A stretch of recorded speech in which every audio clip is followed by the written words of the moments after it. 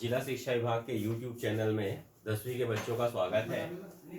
आपके बुक में जो आखिरी चैप्टर है आंकड़ों का विश्लेषण, वहाँ पर 3 प्रकार के प्रश्न बनते हैं, माध्य, माध्यिका और बहुलक के, जिसमें से 2 प्रश्न आते हैं, एक प्रश्न आएगा और अथवा में दूसरा प्रश्न होगा। तो माध्य, माध्यिका और बहुलक में से 2 प्रश्नों की अगर हम अच्छे से तैयारी कर लेते हैं तो वहाँ पर 4 अंक जो है हम आसानी से ले सकते हैं। तो आज हम जो है बहुलक के प्रश्न को हल करना सीखते हैं। तो देखें, ये हमारे पास प्रश्न दिया हुआ है, निम्न सारणी का बहुलक ज्ञात कीजिए।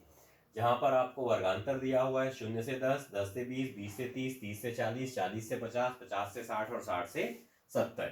आवृत्ति हमको दी हुई है 4, 8, 14, 20, 30, 15 और 6।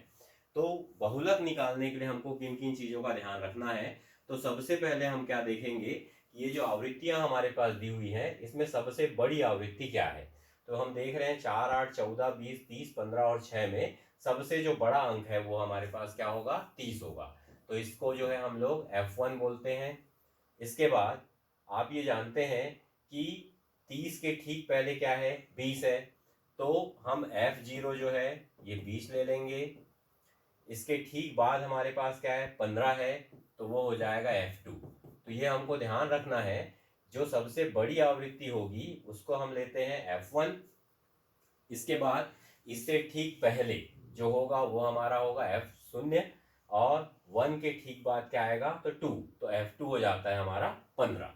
अब देखें, ये जो सर्वाधिक आवृत्ति थी 30, इसके ठीक ऊपर जो वर्गांतर दिया हुआ है वो हमारा है 40 से 50। तो ये हो जाता है बहुलक वर्ग। जो सबसे बड़ी आवृत्ति होगी उसी का हमको ध्यान रखना है। जो बड़ी आवृत्ति है ठीक उसके ऊपर के वर्ग को ही हम लोग बोलेंगे बहुलक वर्ग, जो हमको दिया हुआ है 40 से 50। अब चूंकि बहुलक के सूत्र में हमको ध्यान रखना है किन किन चीजों की आवश्यकता होती है, तो L, F1, F0, F2 और H का मान। तो यहाँ पर देखें, L क्या होगा? तो ये बहुलक वर्ग की जो निम्न सीमा होती है, यहाँ 40 से 50 दिया हुआ है, तो ये जो पहला अंक है निम्न सीमा, वो हो जाएगा L का मान। इसका मतलब L हो गया हमारे पास 40। अब एक मान हमको H का निकालना होता है, तो H क्या होगा? तो ये जो वर्गांतर दिए हैं, इन वर्गांतर में कितने का अंतर है उच्च और निम्न सीमा में? जैसे हम देख रहे हैं 0 से 10, तो 10 और 0 के बीच कितने का अंतर है? 10 का। तो ये हम कहीं से भी लेंगे तो ये अंतर हमेशा बराबर आता है। 20 से 10 अगर हम घटाते हैं तब भी 10 आएगा, 30 से 20 घटाते हैं तब भी 10 आएगा। तो H का मान मतलब क्या होगा ये? तो ये जो हमारे पास वर्गांतर है उसके निम्न और उच्च सीमा के बीच का अंतर। तो ये H का मान आ गया 10। अब हम क्या करते हैं, बहुलक ज्ञात करना है, तो सबसे पहले हम बहुलक का सूत्र लिखेंगे। तो यहाँ पर ध्यान रखना है, बहुलक का सूत्र जब हम लिखते हैं तो सूत्र हमारे पास क्या है? तो L प्लस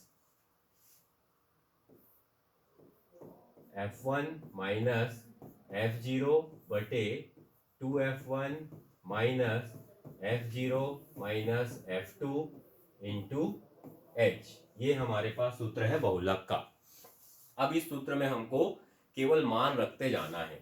तो जब हम मान रखते हैं तो देखें, L का मान हमने कितना निकाला है? तो यहाँ पर दिख रहा है L का मान हमने 40 निकाला है, तो यहाँ पर हम लिख दिए 40 धन F1 का मान कितना निकाले हैं? तो यहाँ दिख रहा है F1 का मान हमारा 30 है। तो इस F1 के मान को यहाँ पर रखते हैं, तो ये हो जाएगा 30 माइनस F0। तो F0 का मान कितना है? 20। तो यहाँ पर हमने 20 रखा। फिर हम देखेंगे नीचे 2F1, तो 2 गुणा F1 कितना है? 30। तो यहाँ पर फिर से हमने 30 रख दिया, माइनस F0। तो F0 का मान कितना है? 20। तो फिर से हम यहाँ पर केवल हमको मानों को रखते जाना है। जो जो मान हमने यहाँ पर निकाला है उन्हीं मानों को सूत्र में रखते जा रहे हैं। तो देखेंगे F2 का मान कितना दिया हुआ है? 15। तो यहाँ पर हम रख दिए 15 गुणा H का मान हमारे पास कितना है? तो H देख रहे हैं यहाँ पर 10 है, तो वहां हम 10 लिख देते हैं। अब इसको हम हल करने की ओर जाएंगे। तो जब हम हल करते हैं तो ये हल कैसे होगा? तो ये पहला 40 धन, यहां पर आप ऊपर देख रहे हैं 30 में से 20 घटाएंगे तो कितना आएगा? 10। नीचे देखिए 2 गुणा 30 ये हो जाएगा 60, ऋण 20 ऋण 15 गुणा 10। अब हम इसको और आगे हल करते हैं तो 40 धन ये आपके पास 10 बटे 60 में से हम 20 घटा देते हैं तो कितना आ जाएगा 40 ऋण 15 गुणा 10। इसको फिर से आगे हल करते हैं तो यहाँ पर देख रहे हैं ये हुआ 40 धन 10 बटे 40 में से 15 घटाएंगे तो वो आ जाएगा 25 गुणा 10। तो ये हो गया। इसके आगे हमको हल करना है तो हम क्या करते हैं वहां पर, तो देखिए बहुलक बराबर,